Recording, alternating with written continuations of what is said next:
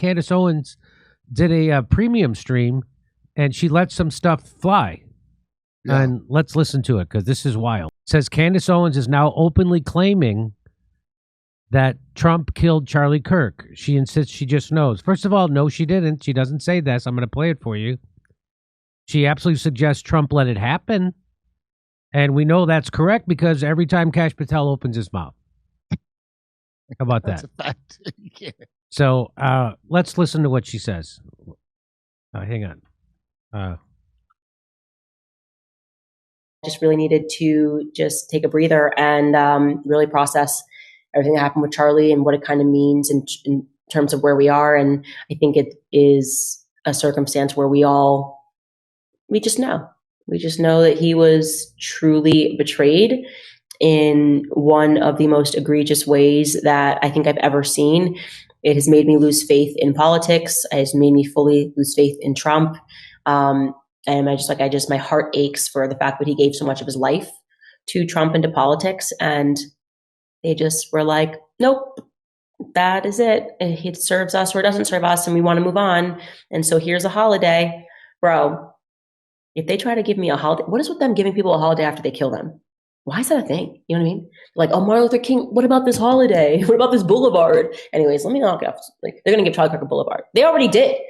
They did in Israel. They gave him freaking boulevard. It's like, as soon as they give you a boulevard and a holiday, they definitely killed you.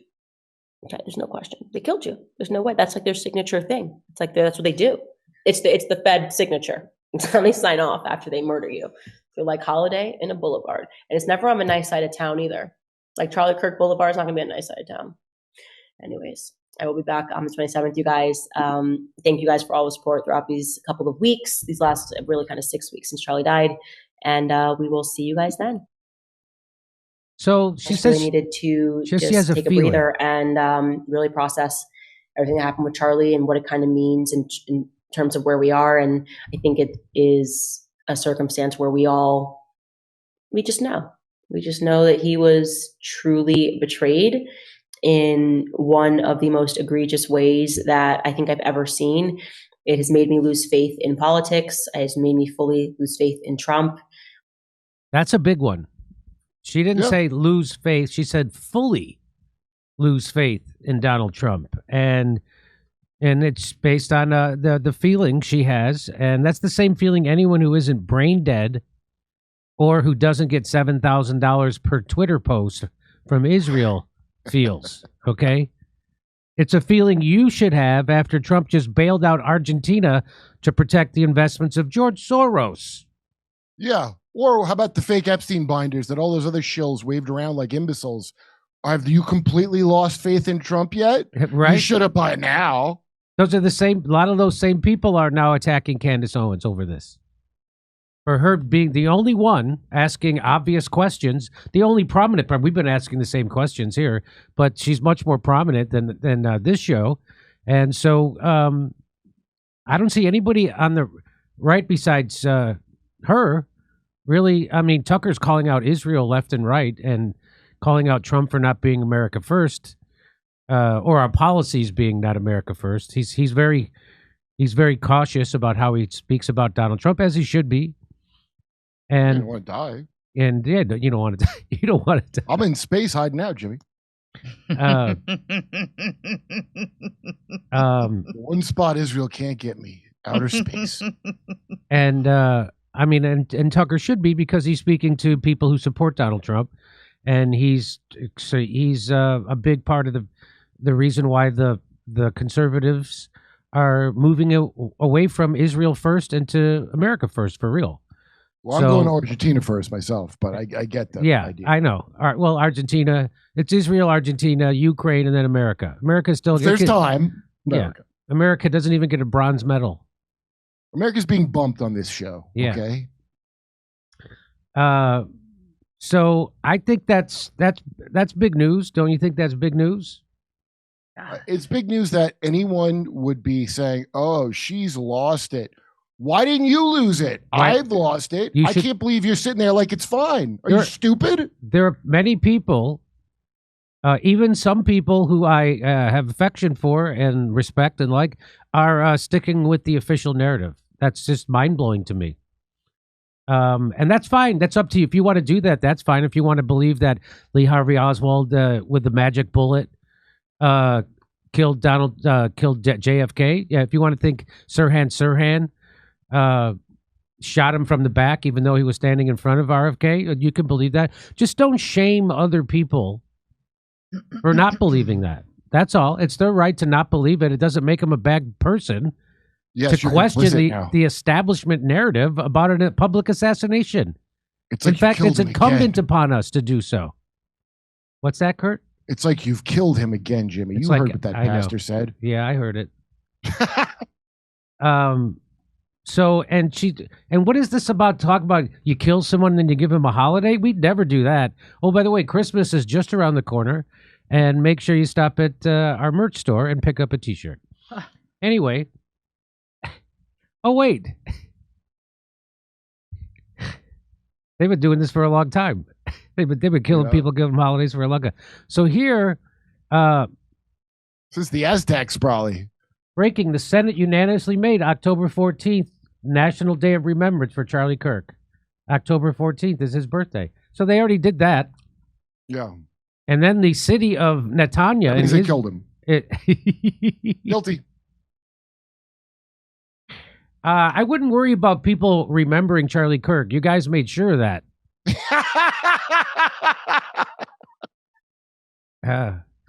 So holy shit, they did kill him. Yeah. Just so you know. The city of Netanya in Israel has honored American activist Charlie Kirk by naming a traffic circle in the prestigious Ir Yamin neighborhood called Charlie Kirk Square. The tribute comes in recognition of Kirk's vocal advocacy and support for Israel, even though he was done with Israel, for sure. So this is just like they paved over the crime scene where he was assassinated, they're paving over his real true life beliefs. Mm-hmm. And they're making it a square. Jimmy, not to be Billy Bibles about it, but since it validates the great state of Israel, it's appropriate. Yeah. Traditionally, God would have them kicked out of their country by other countries for doing human sacrifice. He was real against that. And I thought that held true. And, well, I guess this is Reform Judaism where it's cool. Yeah. Local officials and residents described the gesture as a way to commemorate one of the nation's greatest friends and ensure his legacy. Okay, so it's been revealed for sure. No one denies that he said he can no longer support the Israel project, and he was complaining about his Jewish donors. And so how do you square that circle? You just make it a square. You just give him a square, the Charlie Kirk Square. There you go. And then everybody just forgets that he was no longer supporting Israel. Then you trot out his gay replacement on all the news channels as if it's not the most suspicious thing I've ever seen in my life. We should do a story on that kid. Brylan? Yeah, I want to do a story on. They tried to make a new Charlie Kirk, AstroTurf, this kid who looks like he came right out of an automaton factory. Yeah. His name is Bryson. No, Brylan. Brylan Hollyhands. Oh, it's going to take off, I'm sure, Jimmy. It didn't work.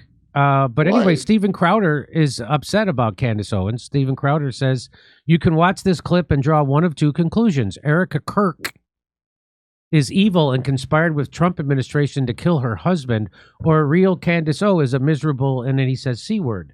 Whoa, are they married? Why is he talking to her like that?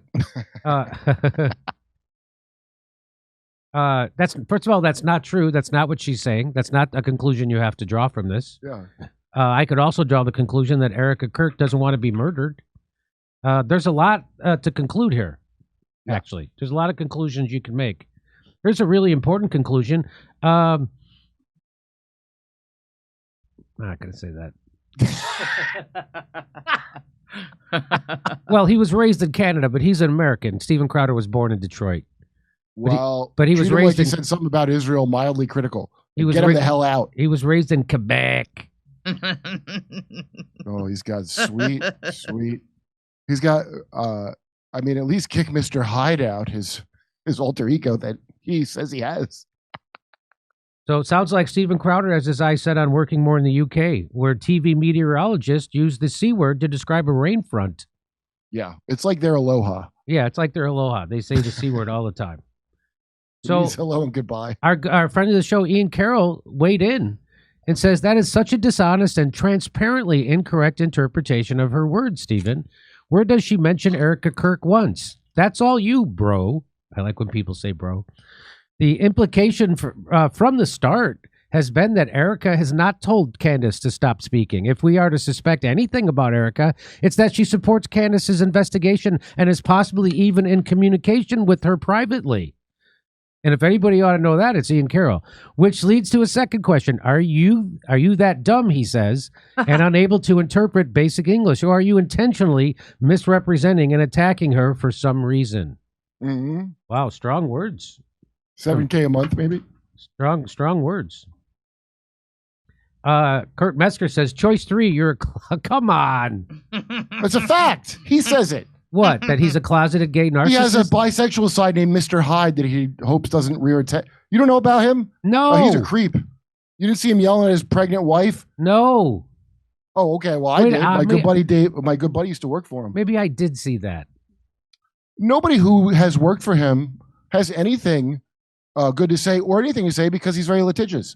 But what we know for a fact is he said, I have a secret bisexual side named Mr. Hyde, and we don't want him rearing it. He says this shit. No. What, you think I'm making up just because I'm a respected astronaut? Mike Mack says either Erica Kirk had Charlie unalived and is evil, or Candace Owens is lying about it and she's evil. That's it. That's your option, says a guy named Mike Mack. Not Mike McRae, but just Mike Mack. Was it Mac Feldstein? No, I'm kidding. Come on.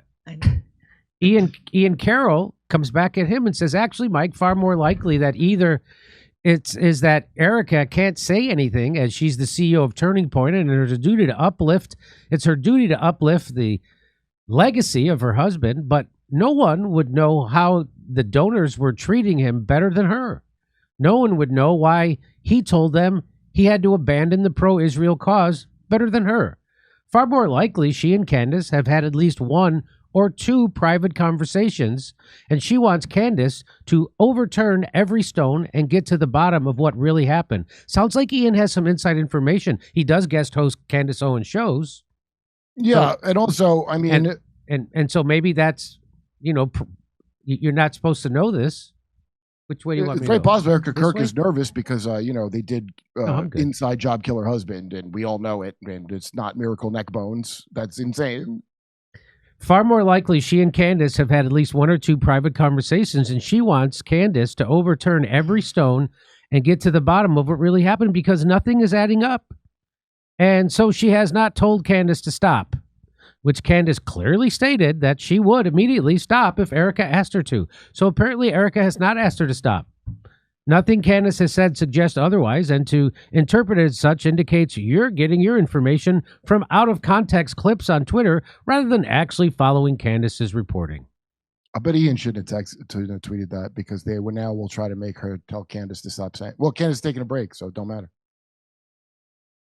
Let's remember what Candace Owens said previous to this.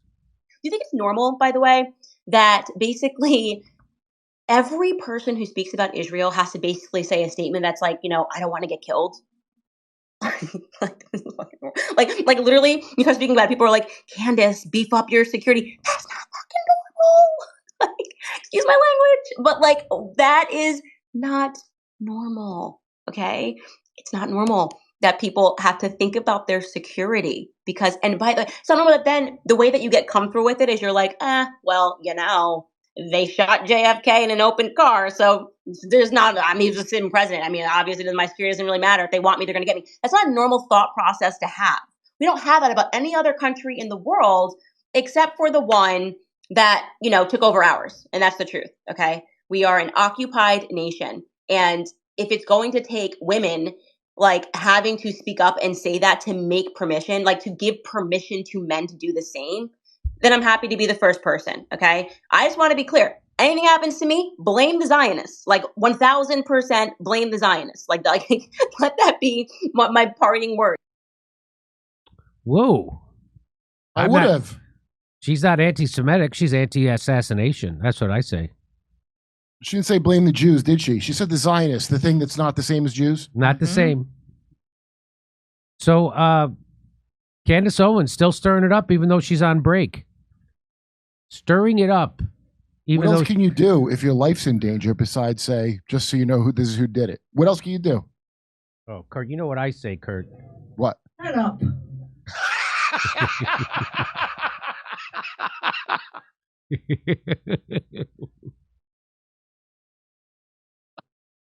Shut up.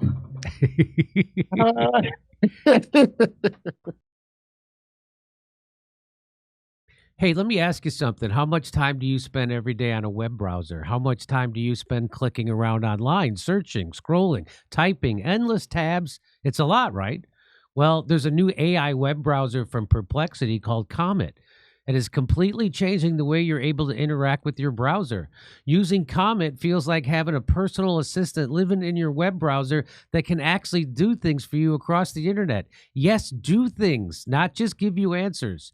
You can ask Comet to handle tasks for you, and it literally clicks, types, searches, and scrolls just like you would to get things done for you in the background while you go about your day. Comet can shop for you. It can make reservations. It can book travel, summarize articles or videos, send emails, schedule meetings, and a lot more to make your life easier. Let me show you how it works.